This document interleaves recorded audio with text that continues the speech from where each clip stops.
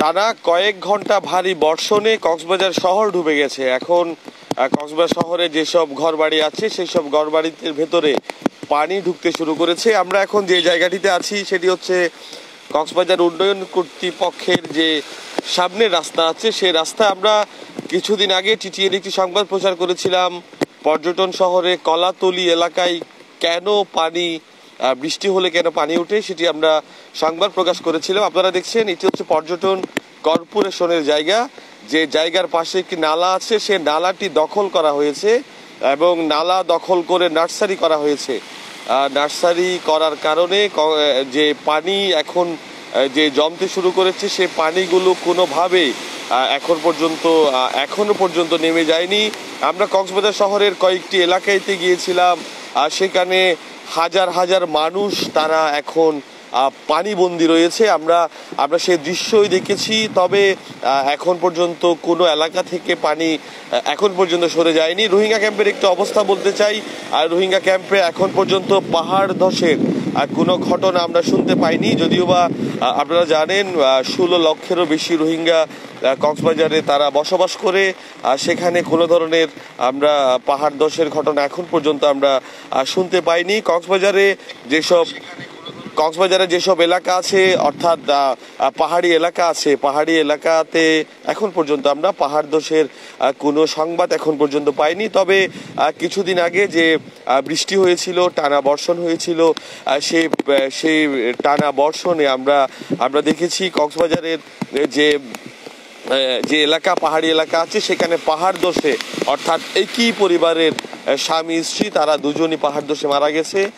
বারবার বলা হচ্ছে, যে প্রশাসনের পক্ষ থেকেও বলা হচ্ছে, যখন ভারী বর্ষণ হয় তখন কক্সবাজারের যেসব পাহাড়ি এলাকা আছে, পাহাড়ি এলাকার পাদদেশে যারা বসবাস করে তাদেরকে সরিয়ে আনার একটি উদ্যোগ আমরা জেলা প্রশাসনের পক্ষ থেকে দেখতে পাই, ফায়ার সার্ভিসের পক্ষ থেকে দেখতে পাই। এখন পর্যন্ত আমরা তাদেরকে সরানোর কোনো কার্যক্রম দেখতে পাইনি। কক্সবাজারে টানা 3 ঘন্টারও বেশি সময় ধরে এখন ভারী বর্ষণ হচ্ছে এবং ভারী বর্ষণে বলতে গেলে কক্সবাজার শহর পুরো এলাকার মানুষজন এখন পানিবন্দী হয়ে আছে। যারা কর্মজীবী মানুষ আছে তারা অফিস আদালতে যেতে পারছে না, তাদের ভোগান্তি পোহাতে হচ্ছে।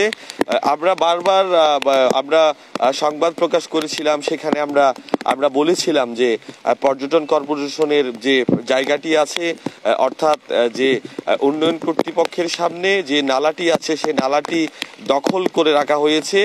পৌরসভা সেই নালা খনন করতে পারছে না, এমনটাই কক্সবাজার পৌরসভার মেয়র মাহবুব রহমান আমাদেরকে জানিয়েছিলেন। এবং এই নালাটি একদম যে শরণার্থী ত্রাণ ও প্রত্যাবাসন কমিশনারের কার্যালয়, সেই কার্যালয় থেকে একদম কক্সবাজার যে শৈবালের সামনে দিয়ে একদম পশ্চিম দিকে চলে যায় যে নালাটি, সেই নালাটি কক্সবাজার পৌরসভা তারা খনন করতে পারছে না।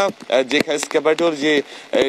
এসকেপেটর আছে সেই এসকেপেটর দিয়ে তারা নালা খনন করতে পারছে না, এমনটাই পৌরসভার মেয়র আমাদেরকে জানিয়েছেন। তিনি জেলা প্রশাসনকে বিষয়টি জানিয়েছিলেন, পর্যটন কর্পোরেশনকে জানিয়েছিলেন, তবে এখন পর্যন্ত তাদের কোনোভাবে টনক নড়েনি, আমরা এমনটাই জানতে পেরেছি। তবে এখন পর্যন্ত টানা ভারী বর্ষণে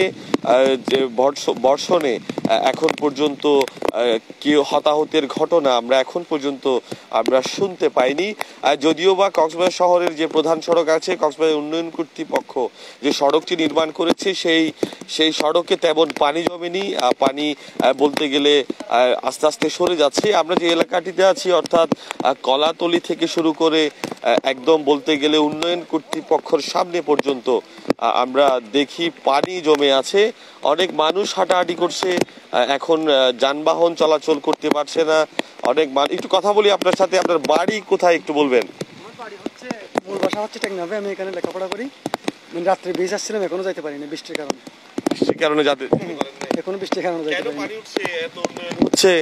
আসলে বৃষ্টিটা একটু বেশি, মানে ড্রেনের একটু প্রবলেম রাস্তার মধ্যে। যদি ড্রেনটা থাকতো অন্তত এইটুকু পানি থেকে আমরা বাঁচতে পারতাম। অর্থাৎ ড্রেন চলাচল যদি স্বাভাবিক করা হতো, অর্থাৎ তাহলে পানি একটু কমে গিয়েছিল। আজকে বৃষ্টি একটু বেশি, তো প্রায় 4টা থেকে বৃষ্টি শুরু, এখনো পর্যন্ত বৃষ্টি থামে নাই। আর বৃষ্টিটা হচ্ছে প্রচুর পরিমাণ। এই বর্ষাকালে আমরা আর দেখিনি, মানে আজকের মতো বৃষ্টি। ধন্যবাদ।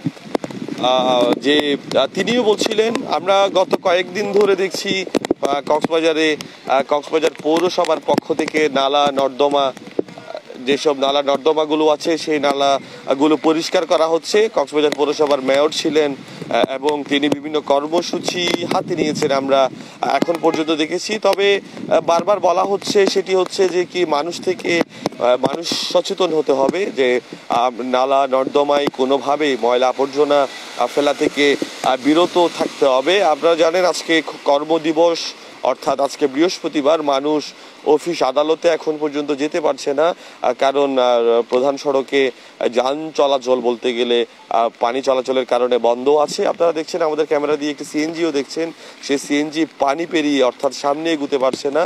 আমরা আমাদের ক্যামেরা দিয়ে আপনাদেরকে সেই দৃশ্যও দেখাচ্ছি। আমরা যখন প্রধান সড়ক প্রদক্ষিণ করছিলাম আমরা দেখেছি, অর্থাৎ ফুটপাতে মানুষ দাঁড়িয়ে আছে, তারা তাদের জায়গায় যেতে পারছে না, কেউ স্কুলে যেতে পারছে না, কেউ কলেজে যেতে পারছে না, অফিস আদালতে মানুষ যেতে পারছে না। আমরা এখন পর্যন্ত পাহাড় ধসের কোনো সংবাদ এখন পর্যন্ত পাইনি, তবে কক্সবাজারের কয়েকটি এলাকা প্লাবিত হয়েছে, আমরা সেটা দেখেছি। পাহাড়তলিতে এলাকা প্লাবিত হয়েছে এবং বলতে গেলে কক্সবাজারে যে 12টি ওয়ার্ড থেকে, অর্থাৎ 5 থেকে 6টি ওয়ার্ড এখন পর্যন্ত প্লাবিত হয়েছে। এবং রোহিঙ্গা ক্যাম্পের একটু পরিস্থিতি আপনাদের জানাই। রোহিঙ্গা ক্যাম্পে এখন পর্যন্ত আমরা কোনো ধরনের যে রোহিঙ্গা ক্যাম্পে পাহাড় ধসের কোনো ঘটনা আমরা এখন পর্যন্ত আমরা শুনতে পাইনি। এবং এটি বলতে হয় যে পানি নিষ্কাশন ব্যবস্থা এখন পর্যন্ত সচল হয়নি। অপরিকল্পিতভাবে কক্সবাজারে দালান কোঠা তৈরি করা হয়েছে, কক্সবাজার উন্নয়ন কর্তৃপক্ষ থেকে অনুমোদন না নিয়ে যেসব অপরিকল্পিত ভবন তৈরি করা হয়েছে, অর্থাৎ স্থানীয়রা বলছে অপরিকল্পিত ভবনের কারণে কক্সবাজারে একটু বৃষ্টি হলে পানি জমে যায়, অর্থাৎ মানুষের ভোগান্তি পোহাতে হয়। এবং কক্সবাজারে যে বুদ্ধমন্দির সড়ক, সেখানেও এখন কাজ চলমান রয়েছে, অর্থাৎ সেদিক দিয়েও মানুষ চলাচল করতে পারছে না। এবং রাস্তা চলাচল করার জন্য যে রাস্তাগুলো আছে, যে প্রধান সড়কগুলো আছে, যে জায়গা দিয়ে মূলত মানুষ অফিস আদালতে যায়, বিভিন্ন জায়গায় যায়, সেই জায়গা দিয়েও মানুষ এখন যেতে পারছে না, অর্থাৎ যান চলাচল করতে পারছে না এই রাস্তা দিয়ে। তবে আমরা এখানকার যারা সংশ্লিষ্টরা আছে, পর্যটন ব্যবসায়ীরা আছে, তারা আমাদেরকে এটিই বলছে, যদি কক্সবাজারকে অর্থাৎ স্মার্ট সিটি তৈরি করার জন্য একটু কথা বলি আপনার সাথে। আপনি তো স্থানীয়, আপনার বাড়ির কি অবস্থা এখন? আমার বাড়ির ভিতরে তো পানি ঢুকছে প্রায় 3-4 ফুট হবে। ওই যে পৌরসভার কাজের কারণে এরকমই হয়েছে। পৌরসভার ঠিকমতো ড্রেনগুলো ঠিকমতো করে নাই, ড্রেন ছোটোখাটো করছে এবং ড্রেন আটকে গেছে, পরিষ্কার করে না ড্রেন। গত 2 দিন ধরে তো দেখছি পৌরসভা ড্রেন পরিষ্কার করছে, তা আমাদের তো এদিকে করে নাই। এখন আমাদের খুবই অবস্থা খারাপ, বাড়ির ফ্রিজ আলমারি এবং খাট সবগুলা ভিজে গেছে, ডুবে গেছে পানির ভিতরে। এখন আপনার এলাকার নাম? আমার এলাকার নাম দক্ষিণ বাহারছড়া 11 নম্বর ওয়ার্ড, ওই কবরস্থান পাড়া। আপনাদের ওয়ার্ডের কাউন্সিলররা কি খোঁজ খবর নিচ্ছে কি? এখনো তো ওনাদের কোনো খোঁজ খবর পাই নাই, কারণ সকালবেলা হয়তো এরকম হইতে পারে। খুবই অবস্থা খারাপ। এখন বাচ্চা কাচ্চা মানে টেবিলের উপরে বসায় রাখছে একেবারেই। স্থানীয়রা তারা ভোগান্তিতে আছে সেটি জানাচ্ছিলেন।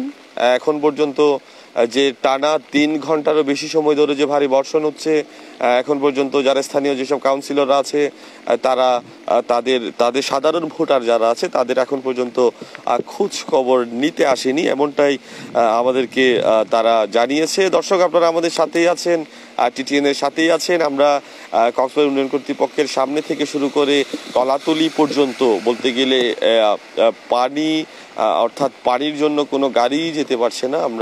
আমরা সেটি দেখছি, মানুষের ভোগান্তির কথা আমরা আপনাদেরকে তুলে ধরছি। মানুষ দাঁড়িয়ে আছে, কেউ ফুটপাতে দাঁড়িয়ে আছে, আবার কেউ গাড়ির জন্য অপেক্ষা করছে, কারণ এখন যান চলাচল করতে পারছে না কোনোভাবে।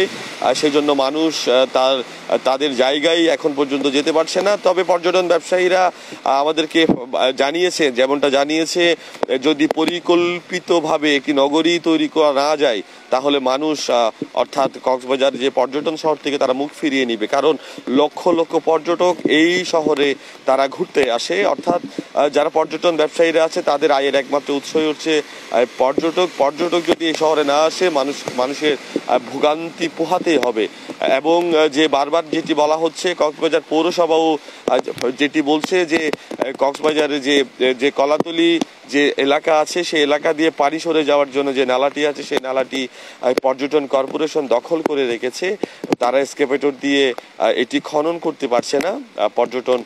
কক্সবাজার পৌরসভা থেকে বারবার এটি অভিযোগ করা হচ্ছে, যদিও বা বলা হয়েছিল তাদেরকে আইন শৃঙ্খলা মিটিংয়ে কক্সবাজার পৌরসভার মেয়র মাহবুব রহমান চৌধুরী তিনি এই বিষয়টি উত্থাপন করেছিলেন এবং আবারও করবেন। যদি এটি তাদের টনক না নড়ে তাহলে জনগণ নিয়ে এটি ভেঙে দিবেন বলে আমাদেরকে এমনটাই জানিয়েছে। যদি এখনো পর্যন্ত সেটির অবস্থা আমরা এখন পর্যন্ত দেখতে পাইনি। এখনো পানি জমে আছে, মানুষের ভোগান্তি পোহাতে হচ্ছে। মানুষ অর্থাৎ অফিস আদালতে যেতে পারছে না, এলাকা প্লাবিত হয়েছে। এলাকার যেসব অর্থাৎ রাস্তার সাথে নালা এক হয়ে গিয়েছে পানিতে, অর্থাৎ কোনটি রাস্তা কোনটি নালা সেটি কোনোভাবে পানি দিয়ে কোনোভাবে বোঝা যাচ্ছে না। আপনারা আমাদের সাথেই ছিলেন। আমরা এখন পর্যন্ত পাহাড় ধসের কোনো ঘটনা আমরা এখন পর্যন্ত শুনতে পাইনি। দর্শকের সহায়তা করার জন্য ধন্যবাদ সবাইকে।